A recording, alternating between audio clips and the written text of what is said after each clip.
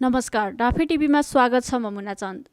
आजको श्रृङ्खलामा हामीले एउटा रिपोर्ट लिएर आएका छौँ जसको शीर्षक रहेको छ बिजेपीको कार्यालय भ्रमण गरेका प्रचण्डले किन त्यहाँ यस्तो 2वटा सम्झौता गरे।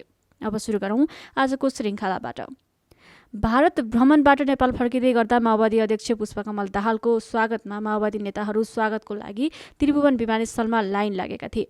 निकै उत्साहित र प्रसन्न मुद्रामा टेलिभिजन पत्रकारको बुम अगाडि पेश भएका अध्यक्ष दाहालको दायाँ बायाँ बसेका 2 नेताको अनुहार भने हेर्न लायकको थियो। नारायण काजी श्रेष्ठ र पम्फा भुषालको अनुहारले दाहालको प्रसन्नतामाथि प्रश्न खडा गरेको थियो। अलि टाढा बसेका जनार्दन शर्मा र वर्षमान पुनको अनुहारमा पनि चमक हराएको थियो। अर्थात् 4 नेताहरूको चमक हराउँदै गर्दा माओवादी अध्यक्ष दाहालको अनुहार किन चम्कियो भन्ने विषय भोलिका घटनाक्रमले प्रश्न पार्नेछन्।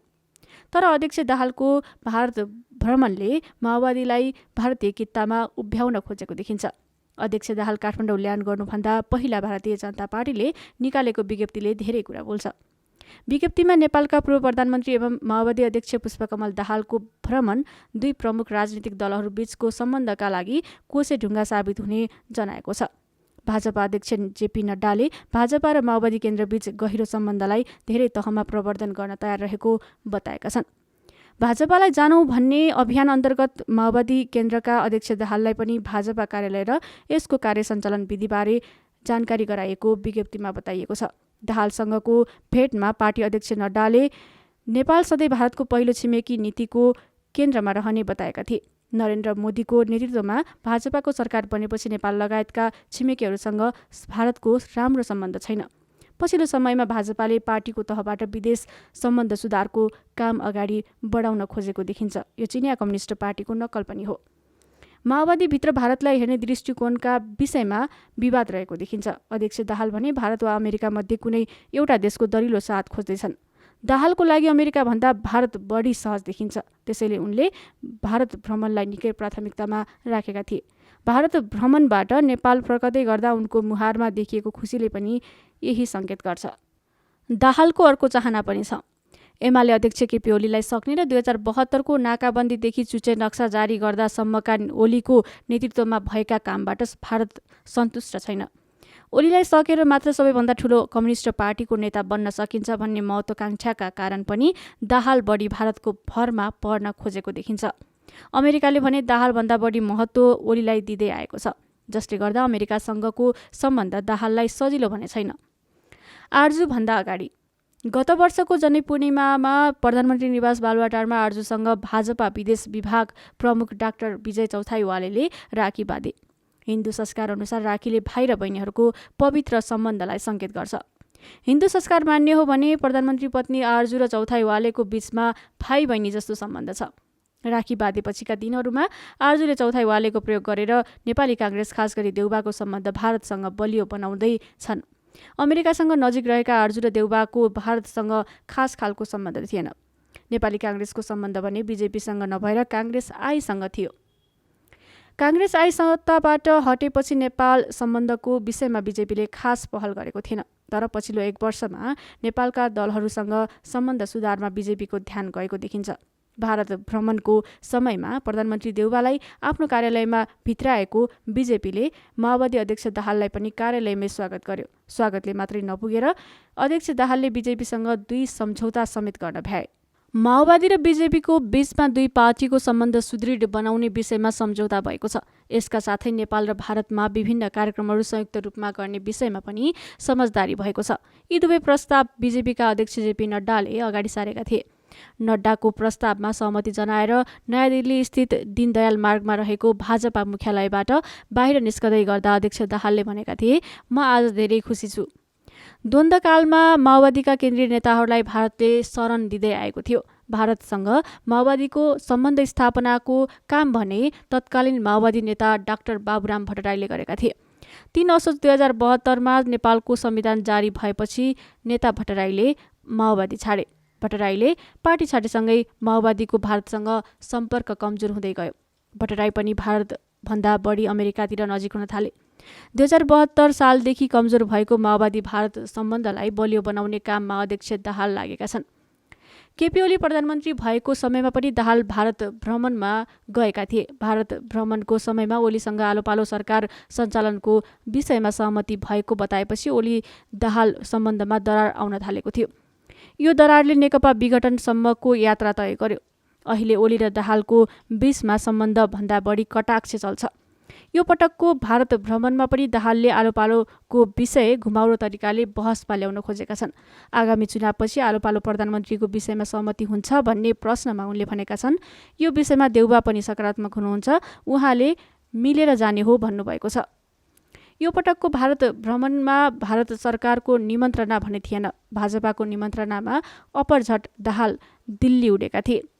नेपाल भ्रमणमा आएको चिनिया कम्युनिस्ट पार्टीका विदेश विभाग प्रमुख लिउ चियान्छाओले नेपाल भ्रमण सकिनासाथ दाहाल दिल्ली उडेका थिए। विदेश विभाग प्रमुख लिउको 6 सदस्यीय टोलीसँग अध्यक्ष दाहालले 4 घण्टा वार्ता गरेका थिए। वार्ताको समयमा अध्यक्ष दाहालले दुई पार्टीबीच सम्बन्ध समुद्र बनाउने विषयमा सहमति समेत जनाएका थिए। तर यस्तो प्रतिबद्धता बनाएको एक साता नपुग्दै दाहाल सीपीसीको ठाउँमा बीजेपीसँग सम्बन्ध विस्तार गर्न पुगे। यो भ्रमणको भित्री पाटो भने आगामी निर्वाचनमा नेपाली काङ्ग्रेससँग सम्मानजनक गठबन्धनको सम्भावना खोज्ने रहेको बुझिन्छ। एमाले अर्थात् ओलीलाई जसरी पनि चुनावबाट किनारा लाउनुपर्छ भन्ने भारतीय सोचमा मलजल गर्न दाहाल दिल्ली पुगेका थिए। दिल्लीमा आर्जुसँग भेटेर दाहालले यो विषयमा खुलस्त कुरा समेत गरेका छन्। यसका साथै आर्जुले चौथाइवालेलाई यो विषयमा जानकारी समेत गराएको बुझिन्छ। यी सबै घटनाहरूलाई हेर्दा ओलीको विपक्षमा लड्ने भारतीय हतियारको रूपमा दाहाललाई अगाडि सार्ने बीजेपीको चाहना अनुसार यो भ्रमणका सबै कार्यक्रम तय भएको देखिन्छ। भ्रमणको समयमा दाहालको स्वागतमा समेत भारतीयहरूले ध्यान दिएका थिए। आर्जु नयाँ दिल्लीमा भएकाले पनि दाहालको स्वागतमा चौथाइवाले सक्रिय थिए। चुनावी फन्डाको लागि दाहालले सन् 1950 को सन्धि परिमार्जनको विषयमा कुरा उठाए। यो दाहाल आफैभन्दा भारतीय पक्षले उठाउन लगाएको देखिन्छ। नेपालले नक्सामा राखिसकेको भारतीय अतिक्रमणमा परेको लिपुलेख र लिम्पियाधुरा क्षेत्रको जग्गाका विषयमा उनले एक शब्द पनि बोल्न सकेनन्। अहिले नेपालको लागि सन् 1950 को सन्धिभन्दा अतिक्रमित नेपाली भूभाग फिर्ता लिने विषय बढी महत्त्वको हो। फोटो खिचिन्थ्यो होला। 1 साउन नेपालीहरूले साउने संक्रान्तिको रूपमा मनाउँछन्। नेपाली परम्परा अनुसार उक्त दिन साँझ लुतो फाल्ने चलन छ। लुतो फाल्न नेपाल फर्किँदै गर्दा अध्यक्ष दाहालले प्रधानमन्त्री नरेन्द्र मोदीसँग भेट्न चाहेको थिए। तर अन्तिम समयमा आएर प्रधानमन्त्री मोदीले दाहाललाई भेट्न नसक्ने सन्देश पठाए। भाजपाका प्रभावशाली नेताको रूपमा प्रधानमन्त्री मोदीले भने दाहाललाई भेट्न नचाहेको प्रश्न देखिन्छ। भारतीय प्रधानमन्त्री मोदीसँग भेट नभएको विषयमा त्रिभुवन विमानस्थलमा पत्रकारसँग दाहालले भने, हामीलाई त भेट हुन्छ नै भनिएको थियो, 1 बजे भेट्ने कुरा थियो, 1 बज्न लागेपछि हामी अलि हतार गरेर निस्क्यौँ। होटल जाने क्रममा अहिले सम्भव भएन भन्ने खबर आयो। तर मलाई टेन्सन छैन। बीजेपीको लिडरसिप सबैसँग भेट भयो। मोदीसँग पनि भेटेको भए फोटो खिच्नेसम्म हुन्थ्यो होला, अरू त के हुन्थ्यो होला र। दिल्लीबाट काठमाडौँ आइपुग्दा दाहालले मोदीसँग भेट्नुको कुनै अर्थ नभएको बताउन भ्याए। जबकि दिल्लीमा रहँदा उनले मोदीलाई भेट्न अन्तिमसम्म प्रयास गरेका थिए। मोदीले नभेट्नुको कारण थाहा नभएको दाहालको तर्क छ। तर दाहालसँगको भेटमा बीजेपीका नेताहरूले उनलाई विश्वासको घेरामा अझै लिन नसकेको देखिन्छ। जे भने पनि भइहाल्छ भन्ने मात्र होइन, नेपालमा चीनले यसरी खेल्न खोजेको छ समेत भन्न भ्याउने दाहालको बानीले गर्दा भाजपाका नेताहरू उनलाई कतिसम्म विश्वास गर्ने भन्नेमै अन्यलमा परे। आर्जुले पनि आफ्नो विकल्पको रूपमा दाहाललाई अघि बढाउन नचाहेको देखियो। बीजेपीसँग राम्रो सम्बन्ध बन्दै गएको अवस्थामा आर्जुलाई यो क्षेत्रमा स्थापित हुन सजिलो हुने देखिन्छ। अहिले विकास भएको प्रभावको जगमा सत्ताको नेतृत्व तहमा आउने आर्जुको सम्भावना पनि उत्तिकै छ। यो भ्रमणले नेपाल बीजेपी अमेरिका सम्बन्धलाई पनि कहीँ न कहीँ जोड्न खोजेको देखिन्छ। अमेरिकाको पक्षमा मोदी खुल्न नसकेका कारण बीजेपी अप्ठ्यारोमा परेको छ। मोदीलाई अमेरिकाभन्दा बढी भर चीनको रहेको छ, जसले गर्दा उनी भित्री रूपमा अमेरिकाको पक्षमा जान सक्दैनन्। मोदी तटस्थ बसेको अवस्थामा अमेरिकासँग बीजेपीले बढाउने सम्बन्धको कुनै भागमा आर्जुको पनि स्थान रहने देखिन्छ। दाहाललाई अमेरिकाले त्यो स्थान पनि दिन चाहँदैन। अमेरिकाको लागि दाहालभन्दा ओली नजिक छन्। ओलीको विकल्पका रूपमा दाहाललाई अगाडि बढाउने पक्षमा अमेरिका नभएको देखिन्छ। त्यसैले यो क्षेत्रको रणनीतिक महत्त्वमा दाहालमाथिको विश्वास कमजोर भएकाले नै उनलाई मोदीले भेट्न नचाहेका हुन्। अर्कोतर्फ दाहालले चीनले यसो गर्यो भनेर भारतलाई भने जस्तै भारतले यसो गर्यो भनेर चीनलाई भन्यो भने समस्यामा परिन्छ भन्ने सोच मोदीहरूको रहेको छ। चीनसँग समस्यामा पर्ने काम आजको दिनसम्म मोदी गर्न चाहँदैनन्। भेटघाटको समय तय भइसकेर होटलबाट निस्किएको समयमा भेटवार्ता रद्द हुनु भनेको कूटनीतिक क्षेत्रमा राम्रो मानिँदैन। यो कूटनीतिक असफलता पनि हो। पहिलो पटक प्रधानमन्त्री भएको समयदेखि दाहालले कूटनीतिक रूपमा आफूलाई परिपक्व नेताको रूपमा उभ्याउन सकेका छैनन्।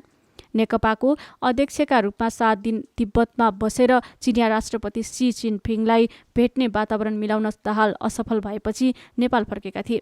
अहिलेको भारत भ्रमणको समयमा पनि त्यसै घटना दोहोरिएको छ। यी दुई घटनाले दाहालको विश्वास छिमेकीहरूमा नरहेको प्रष्ट हुन्छ। भारत भ्रमणको समयमा विदेश मन्त्री एस जयशङ्करसँग दाहालको भेट भयो। जयशङ्करसँगको भेटघाट राजनीतिक रूपमा भएको बताइएको छ। राजनीतिक रूपमा जयशङ्कर बीजेपीको कुनै निर्णायक पदमा छैनन्। कर्मचारीबाट आएका उनी यसअघि विदेश सचिव थिए। 2072 नेपालको संविधान निर्माण अघि काठमाडौँ आएका जयशङ्कर संविधान जारी नगर्न दबाब दिएर भारत फर्केका थिए। उनले नेपालको राजनीतिक नेतृत्वलाई राम्रो आँखाले हेर्दैनन्। दाहालले जयशङ्करसँग नेपालको हितका विषयमा खुलेर कुरा गरे भन्ने आधार पनि छैन।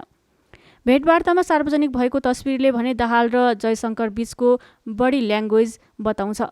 उक्त तस्बिरमा दाहाल डबल सोफामा बसेका छन्, जयशङ्कर सिङ्गल सोफामा छन्। जयशङ्कर कुर्ता सुरुवाल लगाएको अनौपचारिक पोसाकमा देखिन्छन्। जयशङ्करले दाहालसँग वार्ता गरेको सिटको अवस्था हेर्दा दाहाललाई डोमिनेट गर्ने गरी प्रस्तुत भएको अर्थ लगाउन सकिन्छ। दाहालले पनि ठिकठिकै कुरा भएको आशय व्यक्त गरेका छन्। भारत भ्रमणको समयमा दाहालले 2 घण्टा भारतीय प्रधानमन्त्री नरेन्द्र मोदीका राष्ट्रिय सुरक्षा सल्लाहकार अजित डोभालसँग बिताए। राजनीतिक रूपमा कुनै हैसियत नभएका दाहालले सबैभन्दा बढी समय खर्च गरे। नेपालको पूर्व प्रधानमन्त्रीका रूपमा दाहालले डोभालसँग भेट गर्न मिल्दैनथ्यो। डोभाल र दाहालको राजनीतिक मर्यादामा कहीँ कतै तुलना नै हुँदैन। आफ्नो हैसियत समेत ख्याल गर्न नसकेर दाहालले डोभालसँग के कुरा गरे भन्ने अझै प्रष्ट भएको छैन। तर तिनै डोभालको समेत विश्वास भने दाहालले जित्न नसकेको देखिन्छ, जसले गर्दा प्रधानमन्त्री मोदीसँगको भेटवार्ता असम्भव भयो। दाहालको यो भ्रमणको समयमा भारतले नेपालका विषय राजनीतिक तहमा नभएर कर्मचारी तहमा हेर्ने हो भन्ने सङ्केत गरेको देखिन्छ। दाहालका सबै भेटवार्ता भाजपाको विदेश विभागले सहजीकरण गरेको थियो। यसको पछाडि आरजु थिएनन्। पूर्व प्रधानमन्त्री र सत्तारूढ पार्टीका एक मुख्य नेताका लागि नेपालको कुनै कूटनीतिक संयन्त्रको यो भेटघाटमा सहभागिता थिएन। पूर्व प्रधानमन्त्री दाहाल दिल्ली पुग्ने जानकारी बाह्रखम्बा रोड स्थित नेपाली दूतावासले 1 दिन अघि मात्रै थाहा पायो। नयाँ दिल्ली स्थित नेपाली राजदूत शङ्कर शर्मा र दूतावासका कर्मचारी दाहालको स्वागत र बिदाईमा मात्र सहभागी भए। अरू कुनै पनि कार्यक्रममा दूतावासका अधिकारीलाई सहभागी गराइएन, जसले गर्दा वार्ताका धेरै कुरा दाहाल बाहेक अरूलाई नोटिस छैन। यस हिसाबले पनि यो भ्रमणले दाहालको कमजोर कूटनीतिक बुझाइ प्रष्ट पारेको छ। समग्रमा यो भ्रमणले निम्न सन्देश दियो। चीनले नेपाली काङ्ग्रेसलाई इङ्गेज गर्न खोज्दा भारतले एक पाइला अगाडि बढेर माओवादीलाई इङ्गेज गर्न खोज्दैछ। अर्थात् चीन काङ्ग्रेसतिर फर्किँदा भारत कम्युनिस्ट पार्टीतिर फर्केछ। यो भारतको चाहनाभन्दा चीनले हिँडेको नयाँ बाटोका कारण परेको दबाब हो। भ्रमणका समयमा दाहालले आउने चुनावमा सरप्राइज हुने गरी अर्को गठबन्धन नबन्ने प्रष्ट पारेका छन्। उनको यो जवाबले सङ्केत गर्छ आउने चुनावबाट ओली 5 वर्षको लागि सरकारमा आउने छैनन्। यही गठबन्धनको सरकार बन्नेछ। भारत नेपालको विषय कर्मचारी तहबाट हेर्न चाहन्छ। राजनीतिक तहबाट नेपालको विषय हेरेर भारतका अधिकारीहरूले समय खेर फाल्न चाहँदैनन्। अर्थात् अबका केही वर्षहरूमा पनि भारतका कारण सिर्जना भएका नेपालका समस्या समाधानको सङ्केत देखिँदैन। भारतमा भाजपा र प्रधानमन्त्री मोदीको नेपाल हेर्ने दृष्टिकोणमा अझै समानता आएको छैन। भाजपा नेपालका दलहरू खास गरी नेपाली काङ्ग्रेस र माओवादीसँग सम्बन्ध सुधार्न चाहन्छ। प्रधानमन्त्रीका रूपमा मोदी भने अझै त्यो अवस्थामा पुगेका छैनन्। भाजपा चीनसँग सम्बन्धित सूचना नेपालबाट लिन चाहन्छ। आजको हाम्रो रिपोर्ट तपाईँलाई मन पर्यो भने लाइक, शेयर र सब्स्क्राइब गर्न नबिर्सिनुहोला। धन्यवाद।